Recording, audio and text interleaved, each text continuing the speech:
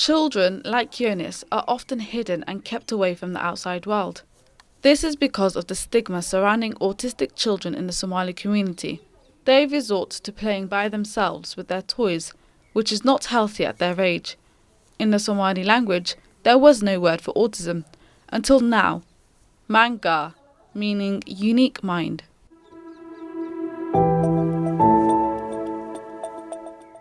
For most parents, taking their children to parks like these would be deemed as an ordinary task, as part of their childhood. But for parents with autistic children, these come with challenges, as their children find these sorts of environments to be overstimulating and threatening. Play is an integral part of any child's life, as it helps enhance their social skills and contribute to meaningful connections. However, many Somali parents feel overwhelmed when they take their autistic children outside to play. This is due to societal pressures. They get labelled and stares from public, with some people calling their children sick and possessed. But with the introduction of the new word Mangaar, do parents feel as though it captures the nature of their children, or do they feel like it's just another label? What is autism? Autism is a developmental disability caused by differences in the brain. There are 3 functional levels to the autism spectrum disorder. Those with ASD level 1 require support as they have attention and organisational difficulties. Those with ASD level 2 require substantial support as they have limited verbal and non-verbal communication. And lastly, those with ASD level 3 require very substantial support as they find communicating to be very challenging for them. Anisa Haji Mohammed, mother to 2 autistic children, came up with the word Mangaar to try and overcome the community's perception of autism. 1 in 57 children in the UK is on the autistic spectrum, according to a University of Cambridge study. White children are typically diagnosed earlier and more frequently than children from other racial and ethnic backgrounds.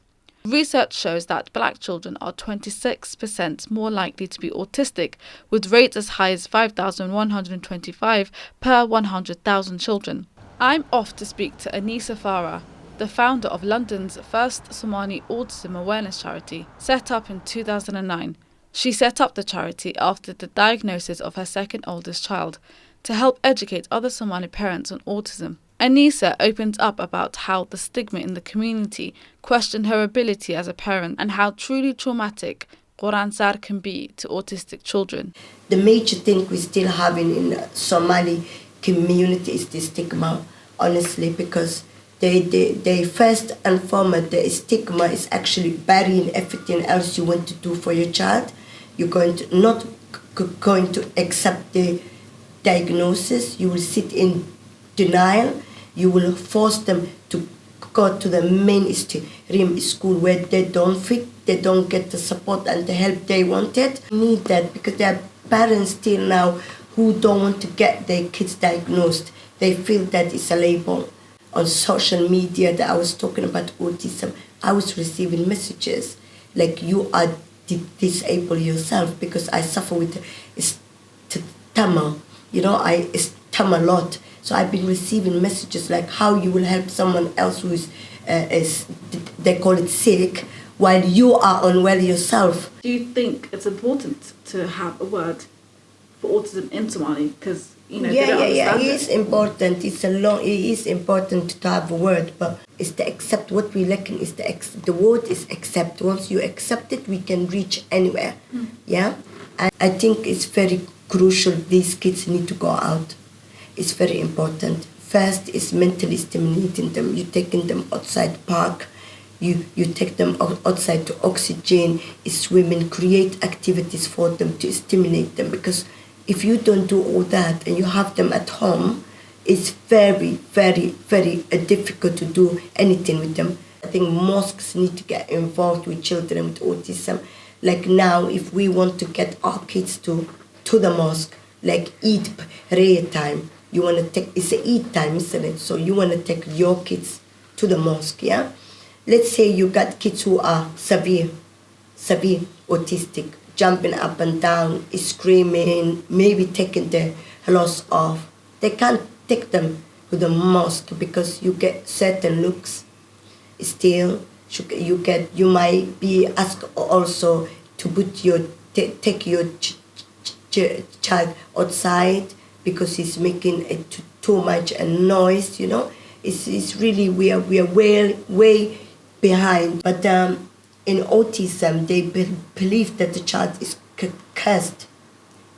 So they will call Quran to read, Iman to read Quran on the child.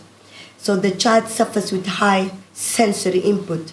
When the Quran, the Sheikh, the Imam is reading the Quran, it's very loud. So the child attemptingly will hold the ears because of the noise and all that, because of the sensory input, right? And that is where they say, no, he's cursed. Why is he holding the ear? Following from Anisa Farah's thoughts on Quran Sar, I was curious to know why so many Somali parents believe Islamic scriptures can cure their child from autism.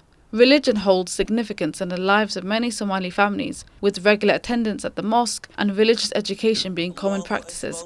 I'm keen to know the mosque's stance on this issue of Quran Sar and what the Quran says. I spoke to Saad, that works for the mosque. So in the Quran, it doesn't specifically say any type of treatment for autism, because as Muslims we believe there are things that Allah knows that we don't know.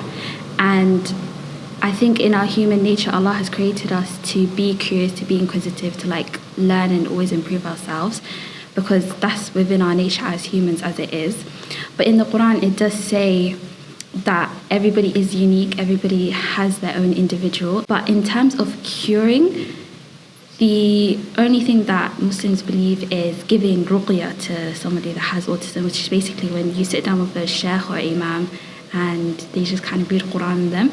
And they have found that the children do feel calm, they have less meltdowns, and it really does help them relax and ease themselves. Kind of like if you were to put speakers on and put white music, calming music, so the Quran does have a calming effect, but necessarily curing it, I don't think so. Yeah. So would you say Somali parents should seek other sorts of help as well? Definitely, yeah. And what sort of other help would they need?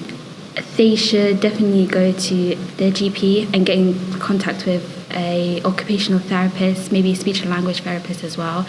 They need to find out what triggers their child and what works best for them, and understanding that their child with autism is going to be different to another child with autism, depending on how severe it is, because you do have lower need children and high need children, but still they do need the same support.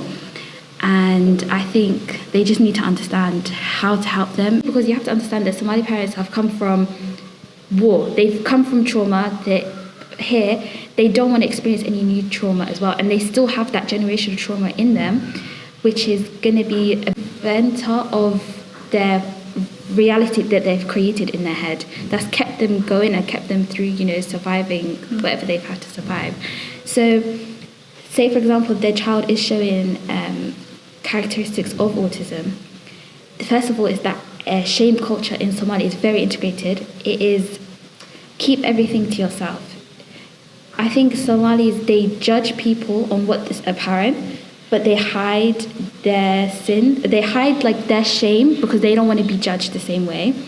And even if they was to go to, for example, the GP and express their concerns, they have that language barrier, because obviously the language that they're going to be using is going to be very complicated, it's going to be very difficult. And if they have children that aren't old enough to translate for them, it's going to be hard, because they're not going to understand what they need to do. Or say for example they do go and they're told, okay, this is what you need to do, they don't know where to do it, they don't know how to do it, they don't have the resources available. In the Somali community, people don't often talk positively about autism. However, I discovered Abdul's TikTok page, where he shares amusing videos featuring his family, including funny voiceovers with his autistic son. Do you love me? What's admirable is that Abdul openly praises his son on his page, showing the world just how proud he is of him. I met up with Abdul Ali to find out when he realised his son had autism, and the response from both his community and family when sharing his son online, and the importance of his platform to raise awareness of autism. Well, I picked up on it early because actually I used to work in SEN, so I worked in special educational needs for a few years. I worked with adults, I worked with children. I worked in primary, secondary and college. So picking up on the traits wasn't something that I found quite difficult. So when he was about 1.5, 2, I picked up on it straight away. I tried to flag it to family members. They thought I was going crazy, you know. I tried to tell the nursery about it, but unfortunately during the time we were going through COVID-19. So a lot of delays were happening till eventually when he was about 4 or 5, he finally got his diagnosis. Yeah. And my predictions were right. I have an autistic child and I'm not afraid to say it. I'm proud. It's my son. Doesn't mean he's gonna be a failure in life because he's autistic. Doesn't mean I should shun him and hide him from society.